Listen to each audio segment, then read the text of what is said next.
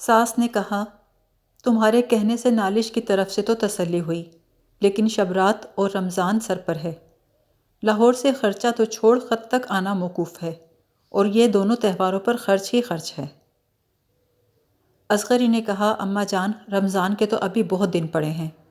ہاں، شبرات میں 4 دن رہ گئے ہیں، پر شبرات ایسا تہوار تو نہیں جس میں اتنا خرچ ہو۔ ساس نے کہا، میرے گھر تو ہر سال شبرات میں 20 روپے اٹھتے ہیں، پوچھو یہی عظمت خرچ کرنے والی موجود ہیں؟ اصغری نے کہا، لیکن شبرات میں تو کوئی ایسی ضرورت نہیں جس کے واسطے اتنا روپیہ درکار ہو۔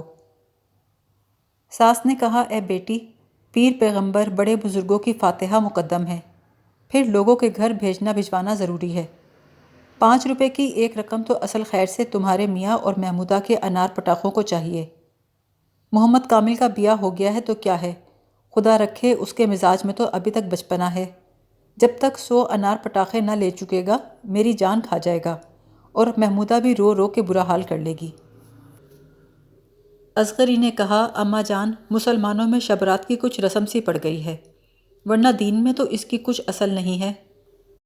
ہمارے ابا کو تو شبرات کی ایسی چڑ ہے کہ دوسروں کے ہاں کا آیا ہوا نہ آپ کھائیں نہ ہم کو کھانے دیں۔ جس برس آپا کا بیاہ ہوا، ابا شہر میں ہی تھے۔ اماں بوتیرا لڑی جھگڑیں، مگر ابا نے کہا، میں تو یہ بدعت اپنے گھر ہونے دینے کا نہیں۔ یوں مجھ سے 10 کی جگہ 20 لو، غریبوں کو دو، پر شبرات کے نام سے تو میں ایک پھوٹی کوڑی دینے والا نہیں۔ اصغری کی ساس بولی، تمہارے سسر کا بھی یہی کہنا ہے، وہ بھی شبرات کے حلوے، کونڈے، صحرا، نوبت، نقارہ، ڈھولک، منت، قبروں کی چادر، سبھی چیزوں کو منع کرتے ہیں، پر کم بخت دنیا بھی تو نہیں چھوڑی جاتی۔ اب کسی کے ہاں سے آئے تو خواہی نہ خواہی لینا ہی پڑتا ہے، اور یہ بھی نہیں ہو سکتا کہ پلٹ کر نہ بھیجیں۔ ہم سائے کہیں گے کہ لینا روا، دینے کے نام کو الٹا توا۔ پھر گھر کے مردوں کے نام سے یوں تو کون دیتا ہے؟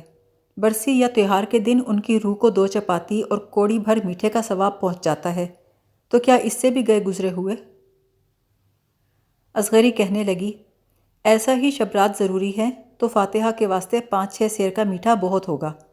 رہا بھیجنا بھجوانا تو ادھر سے آیا ادھر گیا، اور محمودہ کو میں آپ سمجھا لوں گی، وہ پٹاخوں کے واسطے ضد نہیں کریں گی، سو آپ قرض کی بالکل فکر نہ کیجیے۔ ساس سے تو یہ باتیں ہوئیں، لیکن اصغری سوچ میں تھی کہ میاں کو انار پٹاخوں سے کس طرح باز رکھوں گی۔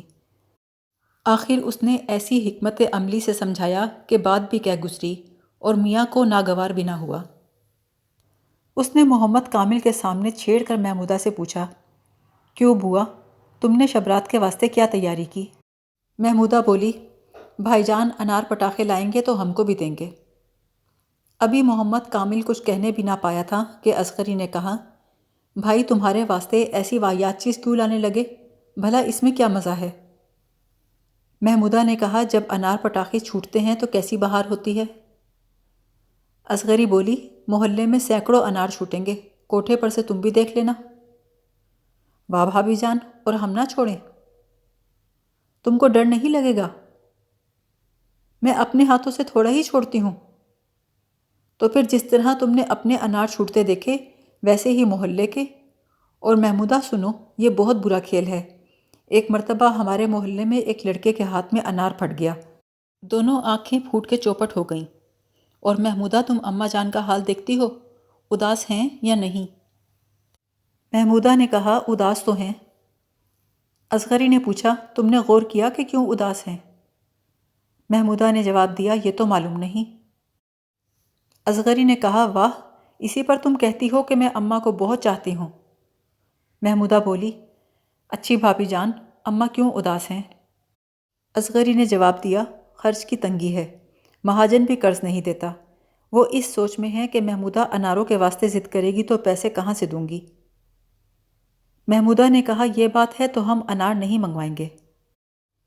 اصغری نے محمودہ کو گلے لگا کر پیار کیا اور کہا، شاباش، تم بہت ہی اچھی بیٹی ہو۔ محمودہ بولی، اگلے برس جب اماں کا ہاتھ بافراغت ہوگا، ابا خرچہ بھیجیں گے تو اب کے بدلے کے انار پٹاخے ہم تبھی چھوڑ دیں گے، کیوں نہ بھابھی جان؟ اصغری نے کہا، چھوڑ تو لوگی، مگر انار پٹاخوں کا چھوڑنا بڑے گناہ کی بات ہے، اللہ تعالیٰ ناراض ہوتے ہیں۔ تو پھر یہ سب لوگ جو آتش بازی چھوڑتے ہیں، سب لوگوں کی تم نے بھلی چلائی۔ لوگوں کا کیا؟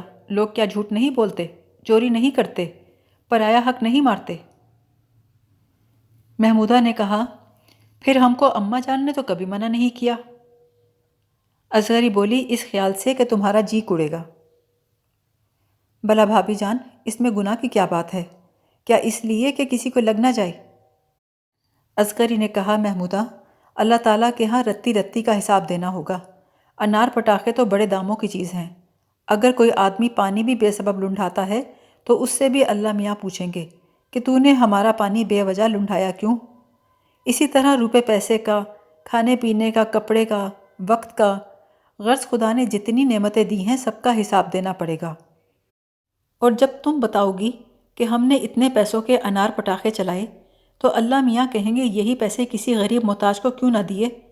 لوگ تو بھوکے مریں، کوڑی کوڑی کو ترسیں، اور تم میری دی ہوئی دولت کو یوں آگ لگاؤ۔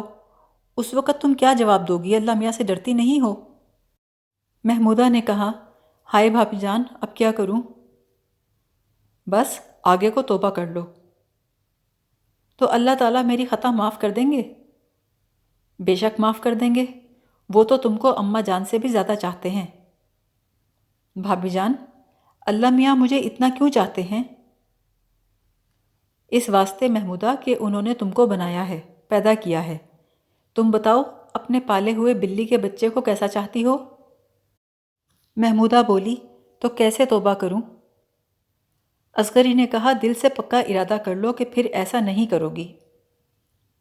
محمودہ بولی، میں انار پٹاخے منگوانے کی بھی نہیں، اور کوئی مفت بھی دے گا تو بھی نہیں لوں گی۔ محمد کامل چپ بیٹھا ہوا یہ سب باتیں سنتا رہا۔ چونکہ بات معقول تھی، اس کے دل نے قبول کر لی۔ اسی وقت نیچے اتر کر ماں کے پاس گیا اور کہا، اماں، میں نے سنا ہے تم شب رات کی سوچ میں بیٹھی ہو۔ تم میرا فکر مت کرو، مجھ کو انار پٹاخے درکار نہیں، اور محمودہ بھی یہی کہتی ہے کہ میں نہیں منگواؤں گی۔ ہم دونوں نے توبہ کر لی ہے۔ یہ سن کر محمد کامل کی ماں کو اطمینان ہوا کہ خرچ کی ایک رقم تو یوں کم ہوئی۔ فاتحہ کے واسطے 2 روپے میں خاصا میٹھا بن گیا۔ بھیجنے کے واسطے اصغری نے خود اہتمام کیا۔ جب باہر سے حلوہ آیا گھر میں نہ ٹھہرنے دیا۔